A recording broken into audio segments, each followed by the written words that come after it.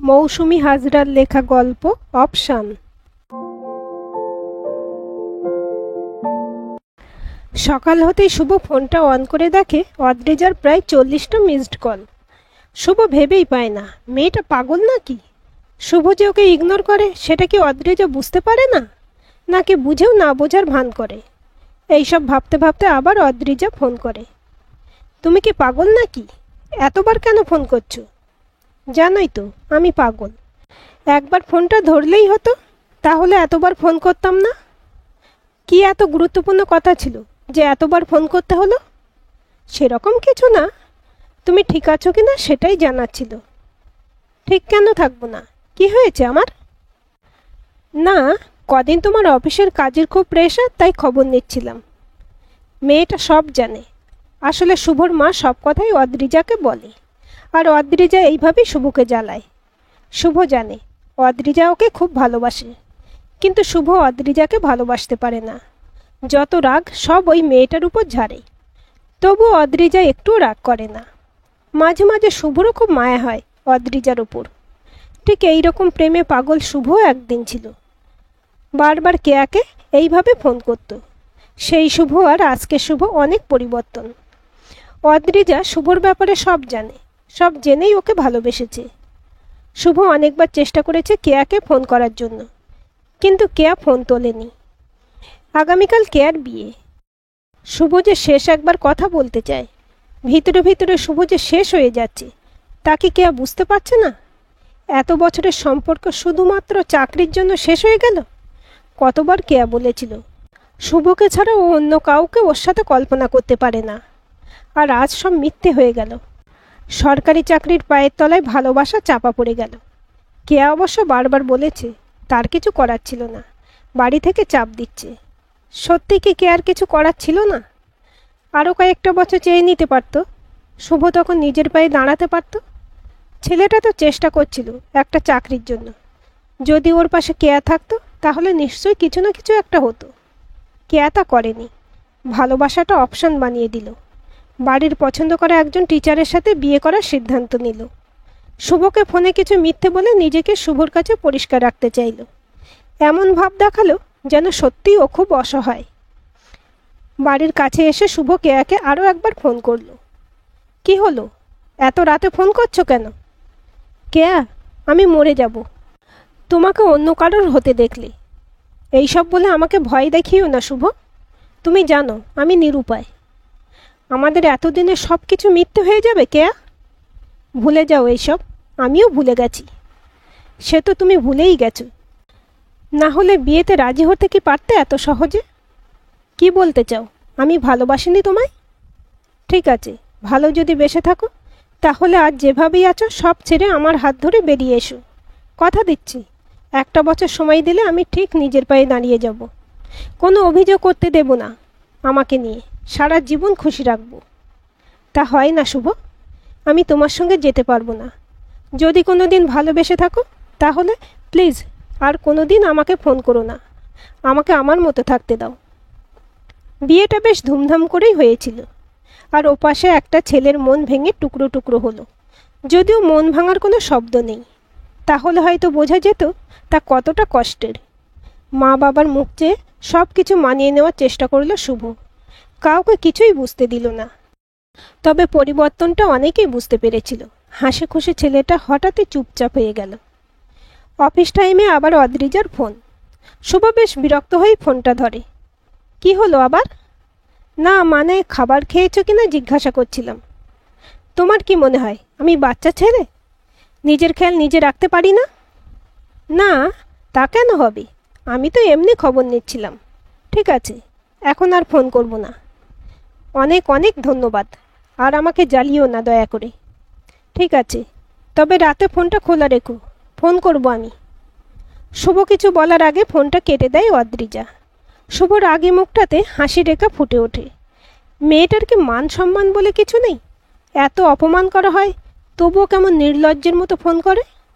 ভালোবাসাটা হয়তো এইরকমই বেহায়া, শত অপমানের পরেও মাথা তুলে দাঁড়াতে চায়। শুভ তো কতবার এইরকম কেয়ার জন্য করেছে। প্রতিবার ঝগড়া হলে শুভই কেয়ার রাগ ভাঙাতো। দোষ কেয়ার থাকলেও শুভই আগে সরি বলতো। শুভ মাঝে মাঝে চাইতো কেয়াও ওকে বুঝুক, ওর অভিমানটা জানুক, কিন্তু কেয়া তা করতো না। একমাত্র শুভর কাছে সম্পর্কটা দামি ছিল, তাই তো ইগোকে সরিয়ে রেখে বারবার কেয়ার কাছে ছুটে গেছে। কেয়ার বিয়ের 2 বছরের মধ্যে চাকরিটা পেয়ে গিয়েছিল শুভ। চাকরিটা পাবার পর মনটাও একটু ভালো হয়েছে। মা বাবার হাসি মুখটা দেখে অনেকখানি কষ্টটা কমেছে। তবু নতুন করে আর কাউকে ভালোবাসতে পারেনি। অদ্রিজা মেয়েটা খারাপ নয়, শুভর সাথে সাথে ওর বাড়ির সবার খেয়াল রাখে। তবুও শুভ মনের দরজাটা আর খুলতে পারেনি, জোর করে আটকে রেখেছে। অফিসের কাজে শুভর আজ মন বসছে না। অদ্রিজা 2 দিন ফোন করেনি। মায়ের মুখে শুনেছি অদ্রিজার শরীরটা খারাপ, কিন্তু নিজে থেকে একবারও ফোন করে খবর নেয়নি। কিন্তু বারবার ফোনটার দিকে তাকিয়ে আছে, যদি একবার অদ্রিজার ফোন আসে তার জন্য। লাঞ্চ টাইমে ফোনটা বেজে ওঠে। ফোনের স্ক্রিনের দিকে না তাকিয়ে কোনোভাবে ফোনটা ধরে শুভ। হ্যাঁ, ঠিক আছো তো? জ্বর আর নেই তো? ওই পাশে একটা নিস্তব্ধতা। ফোনটা এবার ভালো করে দেখে শুভ। স্ক্রিনের নাম্বারটা অদ্রিজার নয়, আলাদা একটা নাম্বার। শুভ এবার ভারী গলায় বলে, হ্যাঁ, কাকে বলছেন? আসলে আমি একজনের ফোনের অপেক্ষা করছিলাম, তাই না দেখেই বলে ফেলেছিলাম। ওই পাশে নিস্তব্ধতা কেটে জিজ্ঞাসা করে, কেমন আছো শুভ? শুভ চমকে ওঠে। গলার স্বরটা যে খুব পরিচিত। কোনোভাবে নিজেকে সামলে নিয়ে বলে, কেয়া, এতদিন পর হঠাৎ ফোন করলে? সব ঠিক আছে তো? হ্যাঁ, সব ঠিক আছে। একবার দেখা করতে পারবে শুভ? কিন্তু কেন? কি কথা আছে এখানে বলো। সব কথা ফোনে হবে না, দেখা করাটা খুব দরকার। কেয়ার গলাটা খুব করুণ মনে হলো শুভর, তাই কিছু না ভেবেই দেখা করার জন্য হ্যাঁ বলে দিল। একটা রেস্টুরেন্টে দেখা করবে বলে ঠিক করলো। অফিস থেকে বাড়িতে ফিরে তাড়াতাড়ি রেডি হয়ে বাইরে বেরিয়ে গেল। শুভর মা অবশ্য একটু জোর গলায় বলেছিল, অদ্রিজার জ্বর ছেড়েছে, পারলে একবার দেখা করে আসিস। কথাটা শুভর কানে গেলেও কোনো কিছু না বলেই বাইরে বেরিয়ে গেল। অনেক দিন পর কেয়ার সাথে দেখা। বেশ গৃহিণী হয়ে উঠেছে, শরীর মুখে তার ছাপ স্পষ্ট। কেয়াও যেন এই শুভর সাথে আগের শুভকে মেলাতে পারছে না। আগের থেকে আরও স্মার্ট আর হ্যান্ডসাম লাগছে দেখতে। কিছুক্ষণ পর নীরবতা ভেঙে শুভই আগে জিজ্ঞাসা করলো, কি দরকার এবার বলো। সেরকম কিছু না, চাকরি তো পেয়েছ, বিয়ে করনি কেন? করব, তবে আগে আরও একটু জীবনটা গুছিয়ে নিই। শুভর উত্তরে খুশি হলো না কেয়া। ও ভেবেছিল শুভ হয়তো বলবে ওকে ছাড়া সে ভালো নেই। আমাকে একেবারে ভুলে গেছো? না তো, অনেক কিছুই মনে আছে আমার। তাহলে চলো না শুভ, আমরা আবার আগের মতো হয়ে যাই। মানে কি বলতে চাও তুমি? আমি বলতে চাইছি, আমরা যদি আবার লুকিয়ে সম্পর্ক রাখি। লুকিয়ে মানে অবৈধ? স্বামী তার মানে সুখী করতে পারিনি? ঠিক তা নয়, সুখী করার ব্যাপার নয়। আমি ভাবলাম। কি ভাবলে? তুমি আবার আমাকে নাচাবে আর আমি নাচব। তা নয় শুভ, তুমি ভুল ভাবছো। আমি কিচ্ছু ভুল ভাবছি না। তোমার মতো মেয়েরা কোনো কিছুতেই সুখী হয় না। আসলে কোনো অভাবে নয়, এটা একটা স্বভাব তোমাদের। ভেবেছিলাম সুখে আছো স্বামী সংসার নিয়ে, তাই সবসময় ঈশ্বরের কাছে তোমার ভালো চেয়ে এসেছি। কিন্তু তোমরা সহজে সন্তুষ্ট হতে পারো না। আর হ্যাঁ, একটু আগে জিজ্ঞাসা করেছিলে না যে তোমাকে ভুলে গেছে কিনা? না, আমি ভুলিনি। আজও তোমার বেইমানি আর অবহেলাগুলোকে যত্ন করে রেখে দিয়েছি, যা আমাকে ঘুরে দাঁড়াতে সাহায্য করেছে। নিজেকে বদলাও কেয়া, স্বামী নিয়ে সুখে সংসার করো। এক নাগারে কথাগুলো বলে শুভ রেস্টুরেন্ট থেকে বেরিয়ে এলো। বাইরে কাউন্টারে বিলটা মিটিয়ে দিল। সন্ধ্যা ঘনিয়ে এসেছে। এই অন্ধকারটা আর ভালো লাগছে না শুভর। অথচ এতদিন এই অন্ধকারটাতেই ডুবে থাকতো শুভ। একটা নেশার মতো ছিল তার কাছে। কিন্তু আজ একটু আলোর সন্ধান পেতে চায় শুভ। দম বন্ধ হয়ে আসছে তার। নিজের অজান্তেই চোখ দিয়ে নোনতা জলের ধারা বয়ে আসছে, তা এতক্ষণ খেয়াল করেনি শুভ। আজ অনেক দিন পর সব অপমানের বদলা নিতে পারল শুভ। তবুও বারবার মন চেয়েছে কেয়া ভালো থাকুক। হাঁটতে হাঁটতে অনেকটা পথ পার হয়েছে। এই রাস্তাটাই কোনোদিন আসবে বলে ভাবিনি শুভ। সবসময় এই গলির মোড়টা একটু এড়িয়ে যেতে চাইতো, কিন্তু আজ এই জায়গাটা ছেড়ে শুভ যেতে মন চাইছে না। পকেট থেকে ফোনটা বের করে সেভ করে রাখা নাম্বারটাই ফোন করলো শুভ।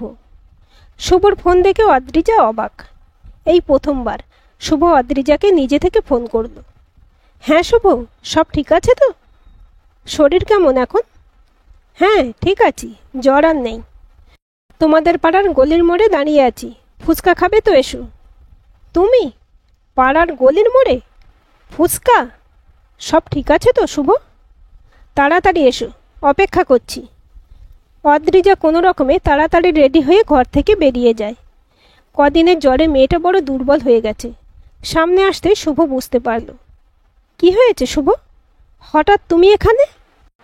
আমি তোমাকে কোনোদিন অপশানে খুঁজিনি, আজ সমস্ত মোহ মায়া কাটিয়ে তোমার কাছে এসেছি অদ্রিজা। আমায় একটু আলো দিতে পারো? ভালোবেসে জীবনটা গুছিয়ে দিতে পারো? আমি আজীবন তোমায় ভালোবেসে যাব, আর কোনোদিন রেগে কথা বলবো না। চোখের জলটা লুকিয়ে অদ্রিজা জড়িয়ে ধরল শুভকে। মনে মনে কথা দিল অদ্রিজা, সে সারা জীবন এইভাবেই আগলে রাখবে শুভকে।